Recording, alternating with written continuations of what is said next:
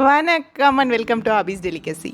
இன்றைக்கி ஆபிஸ் டெலிகசியில் நம்ம பார்க்க போகிறது க்ளூட்டன் ஃப்ரீ ஆட்டாவில் ரோட்டி, அதாவது புல்கா செய்ய போகிறோம். அண்ட் தென் அதோட ஒரு சிம்பிளான கிரேவி. ஸோ இந்த ரெசிபி நான் ஏன் இன்றைக்கி செய்கிறேன்னா, என் ஃப்ரெண்டு இந்த ரெசிபியை கேட்டிருந்தாங்க. அதுவும் இல்லாமல் இந்த க்ளூட்டன் ஃப்ரீ ஆட்டாவில் நம்ம ஒரு ரோட்டியோ புல்காவோ போடுறது கொஞ்சம் சேலஞ்சிங்கான விஷயம். ஸோ அது வீடியோட எண்டில் தெரியும் ஏன் உங்களுக்கு அப்படி சொல்கிறேங்கிறது.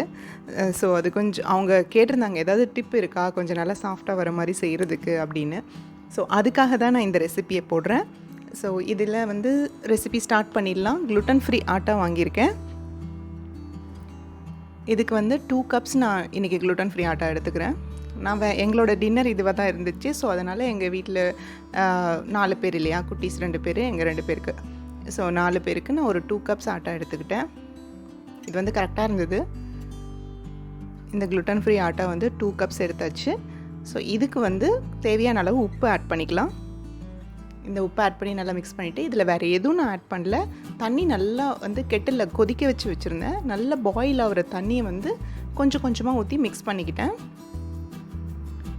தண்ணி பார்த்து கொஞ்சம் கொஞ்சமாக ஊற்றி மிக்ஸ் பண்ணிக்கோங்க. இது கை வச்சு உங்களால் மாவு பிசைய முடியாது. ஏன்னா இது நல்லா கொதிக்கிற தண்ணியை நம்ம ஊற்ற போகிறோம், நல்லா பாயில்டு வாட்டரு. ஸோ அதுக்காக நீங்கள் இந்த மாதிரி ஒரு மிக்சர், ஏதாவது ஸ்பூன் எடுத்துக்கலாம். ஸோ இது சரியாக வரல. ஸோ அதனால் ஸ்பூனில் எடுத்து இந்த மாதிரி மிக்ஸ் பண்ணிக்கோங்க. கொஞ்சம் கொஞ்சமாக ஆட் பண்ணி நீங்கள் நல்லா மிக்ஸ் பண்ணிங்கன்னா இது நல்லா சேர்ந்து வரும், ஆட்டை நல்லா ஃபார்ம் ஆகிடும். இது நார்மல் தண்ணியில் செஞ்சிங்கன்னா கண்டிப்பாக கொஞ்சம் கஷ்டமாக தான் இருக்கும். ஸோ அதனால தான் நல்லா கொதிக்க வச்ச தண்ணியில் இது இப்போ செஞ்சுக்கிறேன். கொஞ்சம் சூடாக தான் இருக்கும். இந்த மாதிரி சேர்ந்ததுக்கப்புறம் அது ஒரு 10 மினிட்ஸ் அப்படியே வச்சிடலாம். ரொம்ப சூடாக இருக்கும் அந்த டைமில். ஸோ அதுக்காக இப்போ இதுக்கான ஒரு சூப்பர் பீன்ஸ் கிரேவி பண்ண போகிறோம் நம்ம. அதுக்கு ஒரு கடாயில் ஆயில் ஆட் பண்ணிக்கலாம். இப்போ கடுகு, இது நல்லா கடுகு பொரிஞ்சதுக்கப்புறம் இதில் கொஞ்சம் ஜீரகம் ஆட் பண்ணிக்கலாம். ஜீரகம் ஆட் பண்ணிவிட்டு இதில் ஒரே ஒரு பச்சை மிளகாய் அறுத்து வச்சுருக்கிறது ஆட் பண்ணிக்கிறேன் வாசத்துக்காக. அதுக்கப்புறம் இதில் ஒரு சின்ன வெங்காயத்தை நல்லா கட் பண்ணி இந்த மாதிரி ஆட் பண்ணிக்கலாம். இது நல்லா வதங்கட்டும்.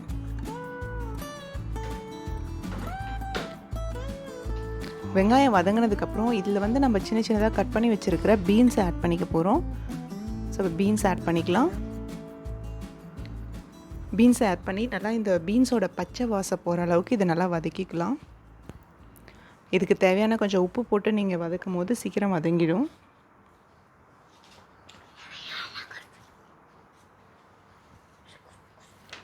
இந்த கிரேவி ரொம்ப சிம்பிள், ஈஸியாக ரெடி ஆகிடும். இதில் கொஞ்சம் மஞ்சள் ஆட் பண்ணிக்கலாம். மஞ்சள் ஆட் பண்ணி நல்லா வதக்கிக்கலாம். ரொம்ப ஹெல்த்தியாகவும் இருக்கும் இந்த கிரேவி, நிறைய ஸ்பைசஸ் இல்லாமல். இப்போ ஒரு சின்ன தக்காளி பழம் அறுத்து வச்சுருக்கிறத ஆட் பண்ணிக்கிறேன். தக்காளி ரொம்ப கம்மியாக ஆட் பண்ணால் போதும். ஸோ இதையும் நல்லா வதக்கிக்கலாம்.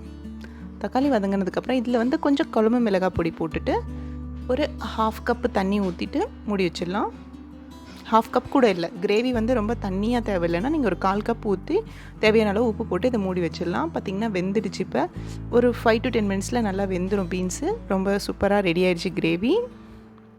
ஸோ நம்ம சப்ஜி ரெடி ஆகிடுச்சு. இப்போ புல்கா பண்ண ஸ்டார்ட் பண்ணிடலாம்.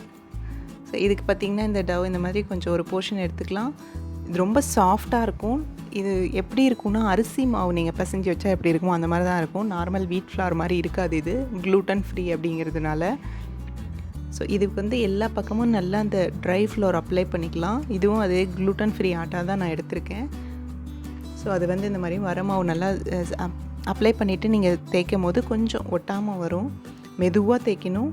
நார்மல் சப்பாத்தி மாதிரி ஃபாஸ்ட்டாக தேய்ச்சோம்னா ஒட்டிக்கும், கல்ல இல்லை ரோலரில் ஒட்டிக்கும். உங்களுக்கு நல்லா அந்த மாதிரி ரவுண்டாக ஷேப்பாக வராது. ஸோ இப்போ இது நல்லா இந்த ட்ரை ஃப்ளவரில் கொஞ்சம் அந்த தட்டி விட்டுட்டு நம்ம இப்போ இதை தவாவில் போட்டுக்கலாம். தவா நல்லா சூடு பண்ண வச்சிடலாம். இப்போ பாருங்கள் சூடாயிருச்சு. இப்போ இதை ஆட் பண்ணிக்கலாம். இது நல்லா 1 to 2 மினிட் குக் ஆகணும். அதுக்கப்புறம் இதை நம்ம திருப்பி போட்டுக்கலாம். தவா நல்லா சூடானதுக்கப்புறம் ஆட் பண்ணிங்கன்னா நல்லா கரெக்டாக 1 to 2 மினிட்ஸ் இது ஒன் சைட் குக் பண்ணிவிட்டு இதை டர்ன் பண்ணிவிட்டு திரும்பவும் ஒரு 2 மினிட்ஸ் குக் பண்ணணும். கொஞ்சம் கொஞ்சம் சின்ன சின்ன பபிள்ஸ் மாதிரி வர ஸ்டார்ட் ஆகும். இது 2 மினிட்ஸ் ஆனதுக்கப்புறம் இதை நம்ம டைரெக்டாக புல்கா பண்ண போகிறோம் ஃப்ளேமில் வச்சு. இது பார்க்குறதுக்கு உங்களுக்கு ட்ரையாக இருக்கிற மாதிரி இருந்தாலும் செஞ்சுட்டு நீங்கள் சாப்பிடும் போது ரொம்ப சாஃப்டாக தான் வரும். பாருங்கள் இது நல்லா குக் ஆகிடுச்சு. இப்போ இது வந்து நம்ம நார்மல் டைரக்ட் ஃப்ளேமில் வைக்க போகிறோம். இந்த மாதிரி ஒரு ஹோல்டரில் எடுத்துக்கலாம்.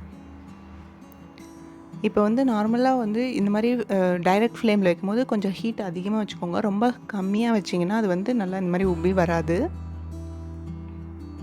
சூப்பராக அழகாக புல்கா வந்திருக்கு. ஸோ எல்லாமே இந்த மாதிரி நம்ம பொறுமையாக எடுத்து வச்சுக்கலாம். ஸோ எல்லா புல்காவும் இந்த மாதிரி நல்லா செஞ்ச உடனே அது சூடாக இருக்கும் போது நம்ம இதில் வந்து கொஞ்சம் கீ அப்ளை பண்ணி வச்சுக்கணும். ஸோ நல்லா இந்த மாதிரி கீ அப்ளை பண்ணி வச்சுட்டிங்கன்னா ஹாட் பாக்ஸில் வச்சுட்டிங்கன்னா ரொம்ப சாஃப்டாக இருக்கும், சாப்பிட்றதுக்கும் ரொம்ப நல்லாயிருக்கும். ஸோ எல்லா புல்காவும் இந்த மாதிரி நம்ம செஞ்சு எடுத்து வச்சுக்கலாம். ஸோ இதில் பார்த்திங்கன்னா இந்த எல்லா புல்காவும் செஞ்சாச்சு.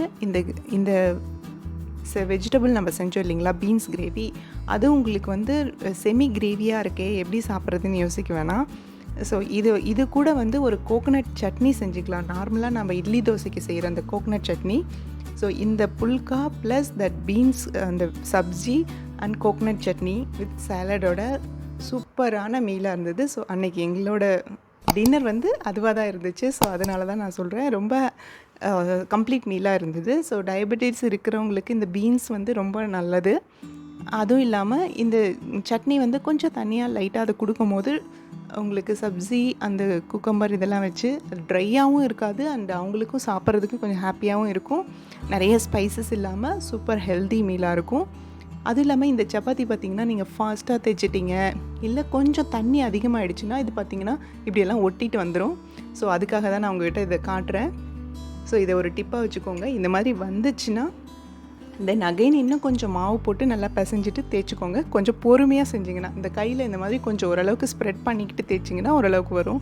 ஸோ அந்த மாதிரி பார்த்து செய்யணும். ஸோ அதுக்காக தான் இந்த வீடியோ உங்களுக்காக போட்டிருக்கேன். தேங்க்யூ ஃபார் வாட்சிங். இந்த வீடியோ பார்த்துட்டு இருக்கும்போது கண்டிப்பாக உங்களுக்கு பிடிச்சிருக்கோ இல்லை பிடிக்காமையும் இருக்கலாம்.